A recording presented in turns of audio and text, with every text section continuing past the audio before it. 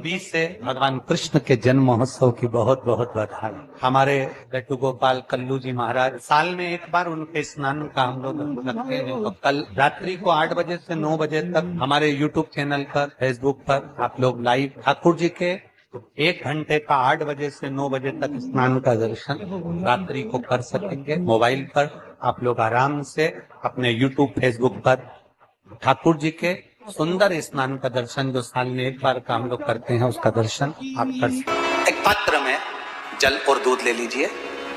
तो कहोगे गुरुजी ये कथा कहां से निकाल के लाए हो? तो विष्णु पुराण में से आप उसको स्मरण कर सकते हो। काय में से? विष्णु पुराण में से। एक पात्र में देसी गाय का दूध, जल उसमें रखकर, और आपके अगर लड्डू गोपाल हो, यदि आपके घर में ठाकुर जी हो, लड्डू गोपाल हो, विष्णु जी का कोई स्वरूप हो, श्री हरि का कोई स्वरूप हो, तो उस पर आप संध्या के समय पर दुर्वा डालकर उस दुर्वा से अगर लक्ष्मी जी के नामों का 108 बार उच्चारण कर कर, घी का दिया लगाकर, कैसर के चावल साथ में रखकर केवल उस जल का और दूध का मात्र छींटा देते हो, तो उसके घर में कभी लक्ष्मी की कमी नहीं आ सकती, संपदा बढ़ती चली जाती है। 108 बार लक्ष्मी के नाम का मात्र उच्चारण कर लेने पर, भगवान विष्णु के चरणारविंद पर, भगवान विष्णु के चरणों पर केवल उस दुर्वा का, जल का, दूध का सिंचन कर देने से भी लक्ष्मी की वृद्धि होती है।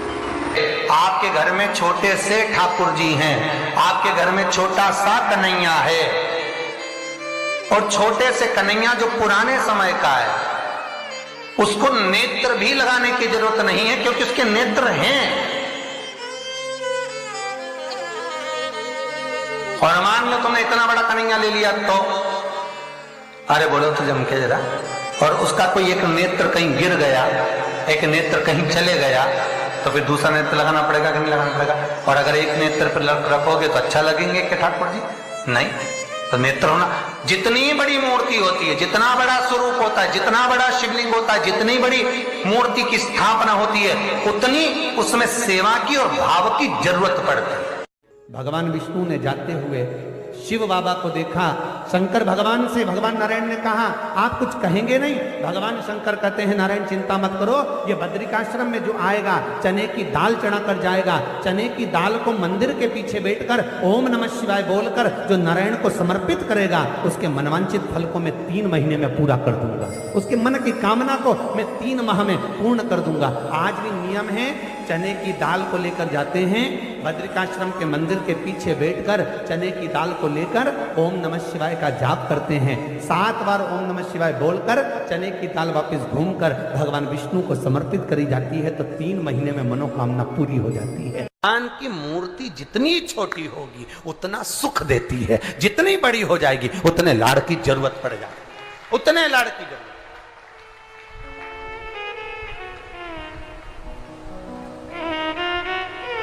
जितनी छोटी। अब आप कहोगे गुरुजी तुम इतनी बड़ी बड़ी बातें करते हो, तुम्हारे ठाकुर जी भी तो देखो कितने बड़े हैं। आपको मालूम होगा कि इंदौर में कथा थी, बहुत साल पहले, 20-1 साल पहले की बात होगी, 20-22 साल के पहले की। इंदौर के सेठ जिनके पास में ठाकुर जी थे, और उनके कोई गुरुजी, अब गुरुजी तो गुरुजी होते हैं, उन्होंने कह दिया इतनी बड़ी मूर्ति घर में नहीं होना चाहिए। अब उनको कह दिया कि इतनी बड़ी मूर्ति घर में नहीं होना चाहिए, तो वो इनको नर्मदा जी में विसर्जन के लिए लेकर जाने लगे या कहीं देने के लिए जाने लगे।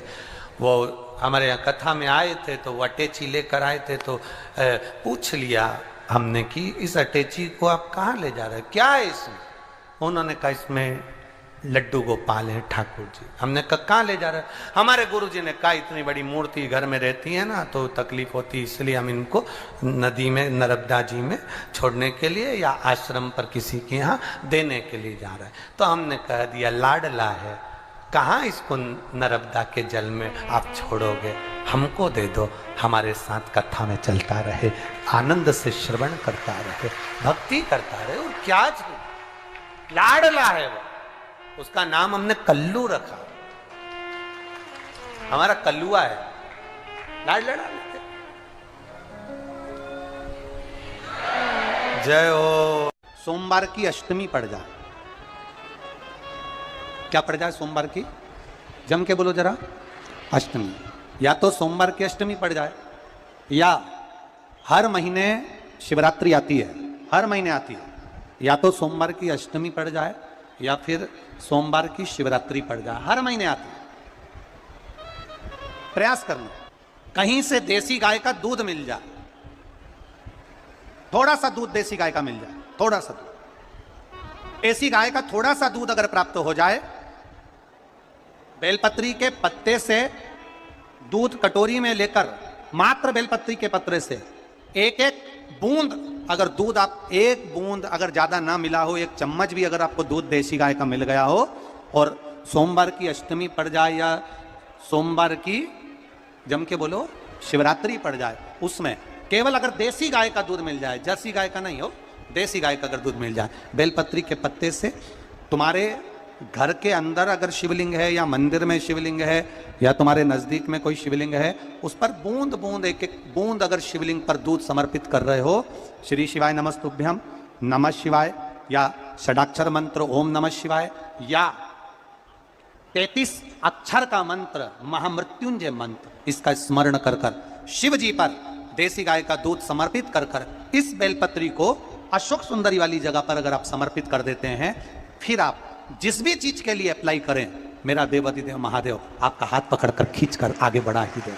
मेहनत करना, कर्म पूरा करना, पढ़ाई अच्छी करना, और पढ़ाई के साथ में विद्या अध्ययन करने के साथ में अच्छी मेहनत के साथ में देसी गाय का दूध भगवान शंकर को समर्पित करना, भगवान शंकर को समर्पित करना, देसी गाय का दूध धीरे धीरे धीरे धीरे समर्पित करना, भावों के साथ आप समर्पित करें। देसी गाय का दूध एक एक बूंद समर्पित करें, धीरे धीरे समर्पित करें। और देसी गाय का दूध जब धीरे धीरे समर्पित करें, बड़े रास्ते से, आनंद से धीरे धीरे जब आप समर्पित करेंगे, बेलपत्री वही दूध में सनी हुई बेलपत्र अशोक सुंदरी वाली जगह पर, उस समय पर डंडी का भाग शिवलिंग की ओर नहीं होना चाहिए, उस समय पर डंडी का भाग जहां से पानी बहकर जाता है अशोक सुंदरी की ओर से, वहां पर होना चाहिए। कार्य में सफलता मिलती है। शिव तत्व को धारण कर।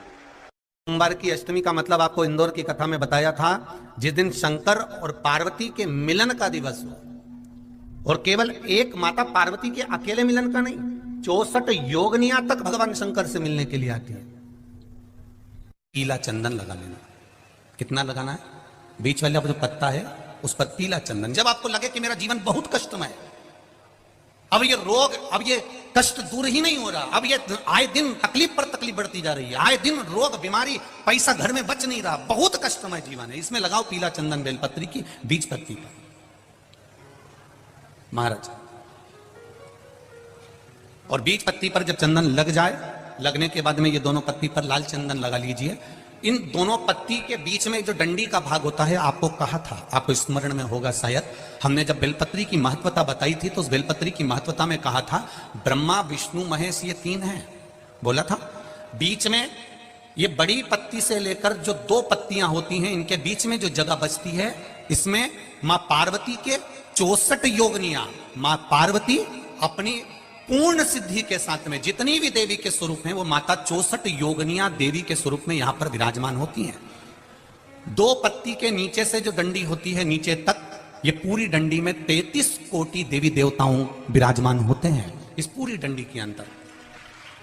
तो ये बीच वाली पत्ती है, ये जो बीच वाली पत्ती का जो भाग होता है, इस पत्ती के भाग में शहद का प्रयोग कर कर, यहां पीला चंदन, लाल चंदन, शहद का प्रयोग कर कर, इसी तरह से पकड़कर ये बेलपत्री की जो डंडी है वो अशोक सुंदरी पर जब आप समर्पित करें, तो जहां से जल बहता है उस ओर पर इस पत्ती को चढ़ाकर केवल आपके हृदय की बात कहकर देवाधिदेव महादेव से कोई भी शिव जी का मंत्र, पंचाक्षर नमः शिवाय, षडाक्षर ओम नमः शिवाय, श्री शिवाय नमस्तुभ्यम, या महामृत्युंजय मंत्र, जो शिव का मंत्र हो आपके पास में, उसको बोलते हुए देवाधिदेव महादेव को धीरे धीरे जल की धार चढ़ाना प्रारंभ करो।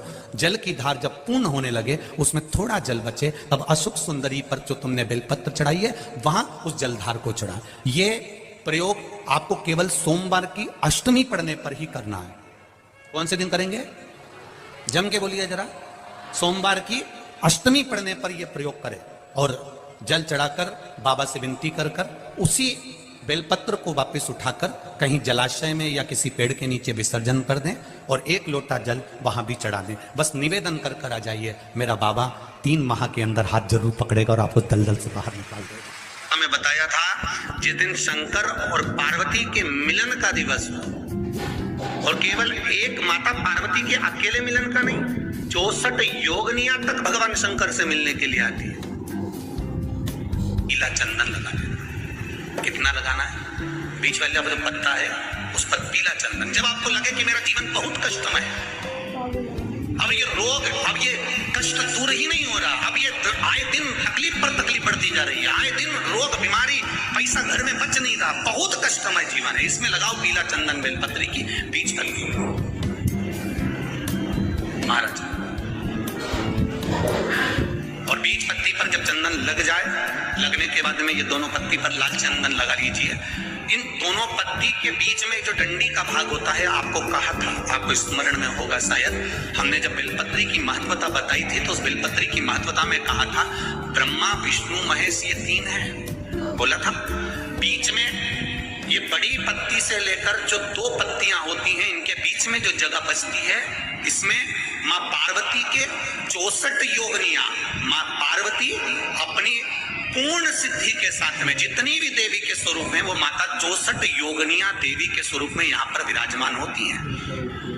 2 पत्ती के नीचे से जो डंडी होती है नीचे तक, ये पूरी डंडी में 33 कोटि देवी देवताओं विराजमान होते हैं इस पूरी डंडी के अंदर। तो ये बीच वाली पत्ती है, ये जो बीच वाली पत्ती का जो भाग होता है, इस पत्ती के भाग में शहद का प्रयोग कर कर, यहाँ पीला चंदन, लाल चंदन, शहद का प्रयोग कर कर, इसी तरह से पकड़कर ये बेलपत्री की जो डंडी है वो अशुक सुंदरी पर जब आप समर्पित करें तो जहां से जल बहता है उस ओर पर इस पत्ती को चढ़ाकर केवल आपके हृदय की बात कहकर देवाधिदेव महादेव से कोई भी शिव जी का मंत्र, पंचाक्षर, नमः शिवाय, षडाक्षर, ओम नमः शिवाय, श्री शिवाय नमस्तुभ्यम, या महामृत्युंजय मंत्र, जो शिव का मंत्र हो आपके पास में, उसको बोलते हुए देवाधिदेव महादेव को धीरे धीरे जल की धार चढ़ाना प्रारंभ करो। जल की धार जब पूर्ण होने लगे, उसमें थोड़ा जल बचे, तब अशोक सुंदरी पर जो तुमने बेलपत्र चढ़ाई है वहां उस जलधार को चढ़ा।